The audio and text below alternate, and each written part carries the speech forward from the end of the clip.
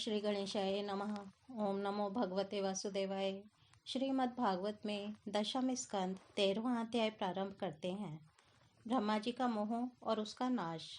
श्री सुखदेव जी कहते हैं, परीक्षित, तुम बड़े भाग्यवान हो। भगवान के प्रेमी भक्तों में तुम्हारा स्थान श्रेष्ठ है, तभी तो तुमने इतना सुंदर प्रश्न किया है। यूँ तो तुम्हें बार बार भगवान की लीला कथाएं सुनने को मिलती हैं, फिर भी तुम उनके संबंध में प्रश्न करके उन्हें और भी सरस और भी नूतन बना देते हो। रसिक संतों की वाणी, कान और हृदय भगवान की लीला के गान, श्रवण और चिंतन के लिए ही होते हैं। उनका यह स्वभाव ही होता है कि वे क्षण प्रतिक्षण भगवान की लीलाओं को अपूर्व रसमय और नित्य नूतन अनुभव करते रहें। ठीक वैसे ही जैसे लंपट पुरुषों को स्त्रियों की चर्चा में नया नया रस जान पड़ता है। परीक्षित, तुम एकाग्र चित्त से श्रवण करो। यद्यपि भगवान की यह लीला अत्यंत रहस्यमयी है, फिर भी मैं तुम्हें सुनाता हूँ, क्योंकि दयालु आचार्यगण अपने प्रेमी शिष्य को गुप्त रहस्य भी बतला दिया करते हैं। यह तो मैं तुमसे कह ही चुका हूँ कि भगवान श्री कृष्ण ने अपने साथी ग्वालपालों को मृत्यु रूप अघासुर के मुंह से बचा लिया। इसके बाद वे उन्हें यमुना के पुलिन पर ले आए और उनसे कहने लगे, मेरे प्यारे मित्रों, यमुना जी का यह पुलिन अत्यंत रमणीय है। देखो तो सही, यहाँ की बालू कितनी कोमल और स्वच्छ है। हम लोगों के लिए खेलने के लिए तो यहाँ सभी सामग्री विद्यमान है। देखो, एक और रंग बिरंगे कमल खिले हुए हैं और उनकी सुगंध से खिंचकर भौरे गुंजार कर रहे हैं, तो दूसरी ओर सुंदर सुंदर पक्षी बड़ा ही मधुर कलरव कर रहे हैं, जिसकी प्रतिध्वनि से सुशोभित वृक्ष इस स्थान की शोभा बढ़ा रहे हैं। अब हम लोगों को यहाँ भोजन कर लेना चाहिए, क्योंकि दिन बहुत चढ़ आया है और हम लोग भूख से पीड़ित हो रहे हैं। बछड़े पानी पीकर समीप ही धीरे धीरे हरी हरी घास चढ़ते रहें। ग्वाल बालों ने एक स्वर में कहा, ठीक है, ठीक है। उन्होंने बछड़ों को पानी पिलाकर हरी हरी घास में छोड़ दिया और अपने अपने छीके खोल खोल कर भगवान के साथ बड़े आनंद से भोजन करने लगे। सबके बीच में भगवान श्री कृष्ण बैठ गए। उनके चारों ओर ग्वालपालों ने बहुत सी मंडलाकार पंक्तियां बना ली और एक से एक सटकर बैठ गए। सबके मुंह श्री कृष्ण की ओर थे और सबकी आंखें आनंद से खिल रही थीं। वन भोजन के समय श्री कृष्ण के साथ बैठे हुए ग्वालपाल ऐसे शोभायमान हो रहे थे, मानो कमल की कर्णिका के चारों ओर उसकी छोटी बड़ी पंखुड़ियां सुशोभित हो रही हों। कोई पुष्प तो कोई पत्ते और कोई कोई पल्लव, अंकुर, फल, छीके, छाल एवं पत्थरों के पात्र बनाकर भोजन करने लगे। भगवान श्री कृष्ण और ग्वाल बाल सभी परस्पर अपने अपने भिन्न भिन्न रुचि का प्रदर्शन करते। कोई किसी को हंसा देता तो कोई स्वयं ही हंसते हंसते लोटपोट हो जाता। इस प्रकार वे सब भोजन करने लगे। उस समय श्री कृष्ण की छटा सबसे निराली थी। उन्होंने मुरली को तो कमर की फेंट में आगे की ओर खोस लिया था। सिंगी और बेंत बगल में दबा लिए थे। बाएं हाथ में बड़ा ही मधुर घृत मिश्रित दही भात का ग्रास था और अंगुलियों में अदरक, नींबू आदि के अचार मुरब्बे दबा रखे थे।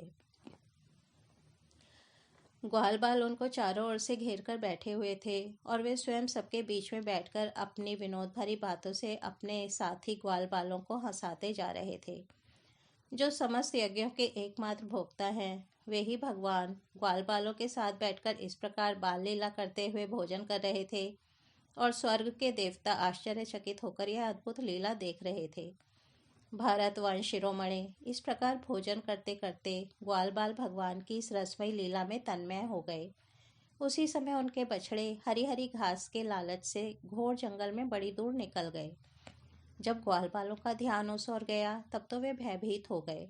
उस समय अपने भक्तों के भय को भगा देने वाले भगवान श्री कृष्ण ने कहा, मेरे प्यारे मित्रों, तुम लोग भोजन करना बंद मत करो, मैं अभी बछड़ों के लेकर आता हूँ।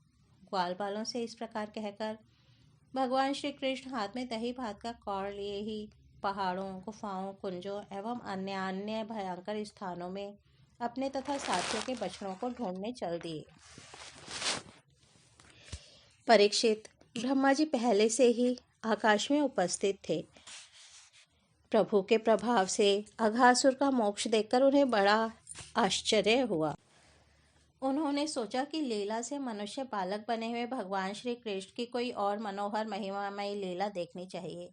ऐसा सोचकर उन्होंने पहले तो बछड़ों को और भगवान श्री कृष्ण के चले जाने पर ग्वाल बालों को भी अन्यत्र ले जाकर रख दिया और स्वयं अंतर्धान हो गए। अंततः वे जड़ कमल की ही तो संतान हैं। भगवान श्री कृष्ण बछड़े ना मिलने पर यमुना जी के पुलिन पर लौट आए, परंतु यहाँ क्या देखते हैं कि ग्वाल बाल भी नहीं है।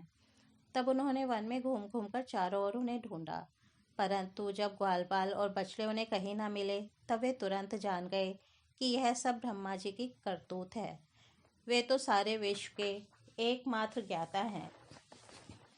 अब भगवान श्री कृष्ण ने बछड़ों और ग्वाल बालों की माताओं को तथा ब्रह्मा जी को भी आनंदित करने के लिए अपने आप को ही बछड़ों और ग्वाल बालों दोनों के रूप में बना लिया, क्योंकि वे ही तो संपूर्ण विश्व के कर्ता सर्वशक्तिमान ईश्वर हैं। परीक्षित, वे बालक और बछड़े संख्या में जितने थे, जितने छोटे छोटे उनके शरीर थे, उनके हाथ पैर जैसे जैसे थे, उनके पास जितनी और जैसी छड़ियाँ, सींगी, बांसुरी, पत्ते और छीके थे, जैसे और जितने वस्त्राभूषण थे, उनके शील, स्वभाव, गुण, नाम, रूप और अवस्थाएं जैसी थीं, जिस प्रकार वे खाते पीते और चलते थे, ठीक वैसे ही और उतने ही रूपों में सर्वस्वरूप भगवान श्री कृष्ण पर प्रकट हो गए। उस समय यह संपूर्ण जगत विष्णु रूप है। यह वेदवाणी मानो मूर्तिमती होकर प्रकट हो गई। सर्वात्मा भगवान स्वयं ही बछड़े बन गए और स्वयं ही ग्वाल बाल। अपने आत्मस्वरूप बछड़ों को अपने आत्मस्वरूप ग्वाल बालों के द्वारा घेर कर अपने ही साथ अनेकों प्रकार के खेल खेलते हुए उन्होंने व्रज में प्रवेश किया। परीक्षित, जिस ग्वाल बाल के जो बछड़े थे, उन्हें उसी ग्वाल बाल के रूप से अलग अलग ले जाकर उसकी बाखल में घुसा दिया और विभिन्न बालकों के रूप में उनके भिन्न भिन्न घरों में चले गए। ग्वाल बालों की माताएं बांसुरी की तान सुनते ही जल्दी से दौड़ आईं। ग्वाल बाल बने हुए पर ब्रह्म श्री कृष्ण को अपने बच्चे समझकर हाथों से उठाकर उन्होंने जोर से हृदय से लगा लिया। वे अपने स्तनों से वात्सल्य स्नेह की अधिकता से कारण सुधा से भी मधुर और आसव से भी मादक चुचुआता हुआ दूध उन्हें पिलाने लगी। परीक्षित, इसी प्रकार प्रतिदिन संध्या समय भगवान श्री कृष्ण उन ग्वाल बालों के रूप में वन से लौट आते और अपनी बाल सुलभ लीलाओं से माताओं को आनंदित करते। वे माताएं उन्हें उपटन लगाती, नहलाती, चंदन का लेप करती और अच्छे अच्छे वस्त्रों तथा गहनों से सजाती। दोनों भौहों के बीच में डीठ से बचाने के लिए काजल का डिठौना लगा देती तथा भोजन कराती और तरह तरह से बड़े लाड़ प्यार से उनका लालन पालन करती। ग्वालिनों के समान गौएं भी जब जंगलों में से चरकर जल्दी जल्दी लौटती और उनकी हुंकार सुनकर उनके प्यारे बछड़े दौड़कर उनके पास आ जाते, तब वे बार बार उन्हें अपनी जीभ से चाटती और अपना दूध पिलाती। उस समय स्नेह की अधिकता के कारण उनके थनों से स्वयं ही दूध की धारा बहने लगती। इन गायों और ग्वालिनों का मातृभाव पहले जैसा ही ऐश्वर्य, ज्ञान रहित और विशुद्ध था।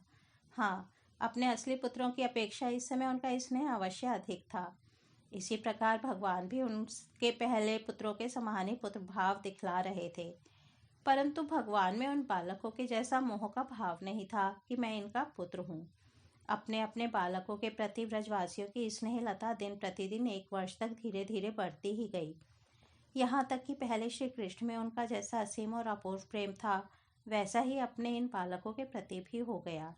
इस प्रकार सर्वात्मा श्री कृष्ण बछड़े और ग्वाल बालों के बहाने गोपाल बनकर अपने बाल रूप से वत्स रूप का पालन करते हुए 1 वर्ष तक वन और गोष्ठ में क्रीड़ा करते रहे। जब 1 वर्ष पूरा होने में 5-6 रातें शेष थीं, तब एक दिन भगवान श्री कृष्ण बलराम जी के साथ बछड़ों को चराते हुए वन में गए। उस समय गौएं गोवर्धन की चोटी पर घास चर रही थीं। वहां से उन्होंने व्रज के पास ही घास चरते हुए बहुत दूर अपने बछड़ों को देखा। बछड़ों को देखते ही गौओं का वात्सल्य स्नेह उमड़ आया। वे अपने आप की सुध-बुध खो बैठी और ग्वालों के रोकने की कुछ भी परवाह न कर जिस मार्ग से वे न जा सकते थे, उस मार्ग से हुंकार करते हुए बड़ी वेग से दौड़ पड़ी। उस समय उनके थनों से दूध बहता जाता था और उनकी गर्दनें सिकुड़कर डील से मिल गई थीं। वे पूंछ तथा सिर उठाकर इतने वेग से दौड़ रही थीं कि मालूम होता था मानो उनके 2 ही पैर हैं। जिन गौओं के और भी बछड़े हो चुके थे, वे भी गोवर्धन के नीचे अपने पहले बछड़ों के पास दौड़ आईं और उन्हें स्नेहवश अपने आप बहता हुआ दूध पिलाने लगीं। उस समय वे अपने बच्चों का एक एक अंग ऐसे चाव से चाट रही थी मानो उन्हें अपने पेट में रख लेंगी। गोपों ने उन्हें रोकने का बहुत कुछ प्रयत्न किया, परंतु उनका सारा प्रयत्न व्यर्थ रहा। उन्हें अपनी विफलता पर कुछ लज्जा और गायों पर बड़ा क्रोध आया। जब वे बहुत कष्ट उठाकर उस कठिन मार्ग से उस स्थान पर पहुंचे तब उन्होंने बछड़ों के साथ अपने बालकों को भी देखा। अपने बच्चों को देखते ही उनका हृदय प्रेम रस से सराबोर हो गया। बालकों के प्रति अनुराग की बाढ़ आ गई। उनका क्रोध न जाने कहाँ हवा हो गया। उन्होंने अपने अपने बालकों को गोद में उठाकर हृदय से लगा लिया और उनका मस्तक सूंघकर अत्यंत आनंदित हुए। बूढ़े गोपों को अपने बालकों के आलिंगन से परम आनंद प्राप्त हुआ। वे निहाल हो गए, फिर बड़े कष्ट से उन्हें छोड़कर धीरे धीरे वहां से गए। जाने के बाद भी बालकों के और उनके आलिंगन के स्मरण से उनके नेत्रों से प्रेम के आंसू बहते रहे। बलराम जी ने देखा कि व्रजवासी गोप, गौएं और ग्वालिनों की उन संतानों पर भी, जिन्होंने अपनी माँ का दूध पीना छोड़ दिया है, क्षण प्रतिक्षण प्रेम संपत्ति और उसके अनुरूप उत्कंठा बढ़ती ही जा रही है। तब वे विचार में पड़ गए, क्योंकि उन्हें इसका कारण मालूम ना था। यह कैसी विचित्र बात है। सर्वात्मा श्री कृष्ण में व्रजवासियों का और मेरा जैसा अपूर्व स्नेह है, वैसा ही इन बालकों और बछड़ों पर भी बढ़ता जा रहा है। ये कौन सी माया है, कहाँ से आई है? यह किसी देवता की है, मनुष्य की है अथवा असुरों की? परंतु क्या ऐसा भी संभव है? नहीं नहीं, यह तो मेरे प्रभु की ही माया है, और किसी की माया में ऐसी सामर्थ्य नहीं जो मुझे भी मोहित कर ले। बलराम जी ने ऐसा विचार करके ज्ञान दृष्टि से देखा तो उन्हें ऐसा मालूम हुआ कि इन सब बछड़ों और ग्वाल बालों के रूप में केवल श्री कृष्ण ही श्री कृष्ण हैं। तब उन्होंने श्री कृष्ण से कहा, भगवान, ये ग्वाल बाल और बछड़े ना देवता हैं और ना तो कोई ऋषि ही। इन भिन्न भिन्न रूपों का आश्रय लेने पर भी आप अकेले ही इन रूपों में प्रकाशित हो रहे हैं। कृपया स्पष्ट करके थोड़े में ही यह बतला दीजिए कि आप इस प्रकार बछड़े, बालक, सींगी, रस्सी आदि के रूप में अलग अलग क्यों प्रकाशित हो रहे हैं। तब भगवान ने ब्रह्मा की सारी करतूत सुनाई और बलराम जी ने सब बातें जान ली। परीक्षित, तब तक ब्रह्मा जी ब्रह्मलोक से व्रज में लौट आए। उनके कालमान से अब तक केवल एक त्रुटि, जितनी देर में तीखी सुई से कमल की पंखुड़ी छिदे समय व्यतीत हुआ था। उन्होंने देखा कि भगवान श्री कृष्ण ग्वाल बाल और बछड़ों के साथ 1 साल से पहले की भांति ही क्रीड़ा कर रहे हैं।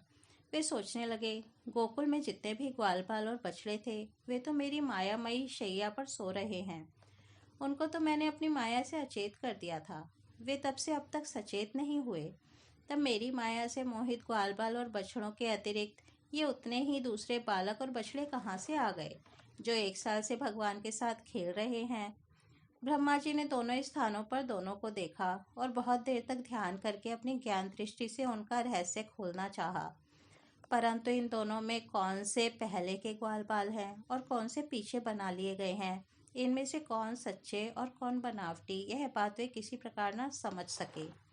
भगवान श्री कृष्ण की माया में तो सभी मुग्ध हो रहे हैं, परंतु कोई भी माया मोह भगवान का स्पर्श नहीं कर सकता। ब्रह्मा जी उन्हीं भगवान श्री कृष्ण को अपनी माया से मोहित करने चले थे, किंतु उनको मोहित करना तो दूर रहा, वे अजन्मा होने पर भी अपनी माया से अपने आप ही मोहित हो गए। जिस प्रकार रात के घोर अंधकार में कुहेरे के अंधकार का और दिन के प्रकाश में जुगनू के प्रकाश का पता नहीं चलता, वैसे ही जब शूद्र पुरुष महापुरुषों पर अपनी माया का प्रयोग करते हैं, तब वह उनका तो कुछ बिगाड़ नहीं सकती, अपना ही प्रभाव खो बैठती है। ब्रह्मा जी विचार कर ही रहे थे कि उनके देखते देखते उसी क्षण सभी ग्वाल बाल और बछड़े श्री कृष्ण के रूप में दिखाई पड़ने लगे। सबके सब सजल जलधर के श्याम श्याम वर्ण, पीताम्बरधारी, शंख चक्र गदा और पद्म से युक्त चतुर्भुज। सबके सिर पर मुकुट, कानों में कुंडल और कंठों में मनोहर हार तथा वनमालाएं शोभायमान हो रही थीं। उनके वक्षः स्थल पर सुवर्ण की सुनहली रेखा, श्रीवत्स, बाहुओं में बाजूबंद, कलाइयों में शंखाकार रत्नों से जड़े कंगन, चरणों में नूपुर और कड़े, कमर में करधनी तथा अंगुलियों में अंगूठियां जगमगा रही थीं। वे नख से शिख तक समस्त अंगों में कोमल और नूतन तुलसी की मालाएं, जो उन्हें बड़े भाग्यशाली भक्तों ने पहनाई थी, धारण किए हुए थे। उनकी मुस्कान चांदनी के समान उज्ज्वल थी और रत्नारे नेत्रों की कटाक्षपूर्ण चितवन बड़ी ही मधुर थी। ऐसा जान पड़ता था मानो वे इन दोनों के द्वारा सत्वगुण और रजोगुण को स्वीकार करके भक्तजनों के हृदय में शुद्ध लालसाएं जगाकर उनको पूर्ण कर रहे हैं।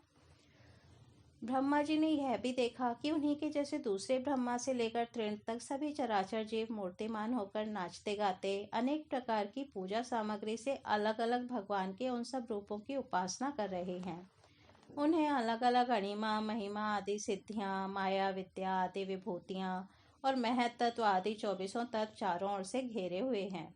प्रकृति में शोभ उत्पन्न करने वाला काल, उसके परिणाम का कारण स्वभाव, वासनाओं को जगाने वाला संस्कार, कामनाएं, कर्म, विषय और फल, सभी मूर्तिमान होकर भगवान के प्रत्येक रूप की उपासना कर रहे हैं। भगवान की सत्ता और महत्ता के सामने उन सभी की सत्ता और महत्ता अपना अस्तित्व खो बैठी थी। ब्रह्मा जी ने यह भी देखा कि वे सभी भूत, भविष्यत और वर्तमान काल के द्वारा सीमित नहीं हैं, त्रिकाला बाधित सत्य हैं। वे सबके सब स्वयं प्रकाश और केवल अनंत आनंद स्वरूप हैं। उनमें जड़ता अथवा चेतनता का भेदभाव नहीं है। वे सबके सब एक रस हैं। यहाँ तक कि उपनिषदर्शी तत्वज्ञानियों की दृष्टि भी उनकी अनंत महिमा का स्पर्श नहीं कर सकती। इस प्रकार ब्रह्मा जी ने एक साथ ही देखा कि वे सबके सब उन परब्रह्म परमात्मा श्री कृष्ण के ही स्वरूप हैं, जिनके प्रकाश से यह सारा चराचर जगत प्रकाशित हो रहा है। यह अत्यंत आश्चर्यमय दृश्य देखकर ब्रह्मा जी तो चकित रह गए। उनकी 11 इंद्रियां, 5 कर्मेंद्रियां और 5 ज्ञानेंद्रियां और एक मन शुद्ध एवं स्तब्ध रह गईं। वे भगवान के तेज से निस्तेज होकर मौन हो गए। उस समय वे ऐसे स्तब्ध होकर खड़े रह गए मानो व्रज के अधिष्ठात्री देवता के पास एक पुतली खड़ी हो। परीक्षित, भगवान का स्वरूप तर्क से परे है। उसकी महिमा असाधारण है। वह स्वयं प्रकाश, आनंद स्वरूप और माया से अतीत है। वेदांत भी साक्षात रूप से उसका वर्णन करने में असमर्थ हैं। इसलिए उससे भिन्न का निषेध करके आनंद स्वरूप ब्रह्म का किसी प्रकार को संकेत करता है। यद्यपि ब्रह्मा जी समस्त विद्याओं के अधिपति हैं, तथापि भगवान के दिव्य स्वरूप को वे तनिक भी न समझ सके कि यह क्या है। यहाँ तक कि वे भगवान के उन महिमा में रूपों को देखने में भी असमर्थ हो गए। उनकी आंखें मुंद गईं। भगवान श्री कृष्ण ने ब्रह्मा के इस मोह और असमर्थता को जानकर बिना किसी प्रयास के तुरंत अपनी माया का पर्दा हटा लिया। इससे ब्रह्मा जी को बाह्य ज्ञान हुआ। वे मानो मरकर फिर जी उठे। सचेत होकर उन्होंने ज्यों त्यों करके बड़े कष्ट से अपने नेत्र खोले। तब कहीं उन्हें अपना शरीर और यह जगत दिखाई पड़ा। फिर ब्रह्मा जी जब चारों ओर देखने लगे, तब पहले दिशाएं और उसके बाद तुरंत ही उनके सामने वृंदावन दिखाई पड़ा। वृंदावन सबके लिए एक सा प्यारा है। जिधर देखिए उधर ही जीवों को जीवन देने वाले फल और फूलों से लदे हुए, हरे हरे पत्तों से लहलहाते हुए वृक्षों की पातें शोभा पा रही हैं। भगवान श्री कृष्ण की लीला भूमि होने के कारण वृंदावन धाम में क्रोध, तृष्णा आदि दोष प्रवेश नहीं कर सकते और वहाँ स्वभाव से ही परस्पर दुस्तयज वैर रखने वाले मनुष्य और पशु पक्षी भी प्रेमी मित्रों के समान हिल मिलकर एक साथ रहते हैं।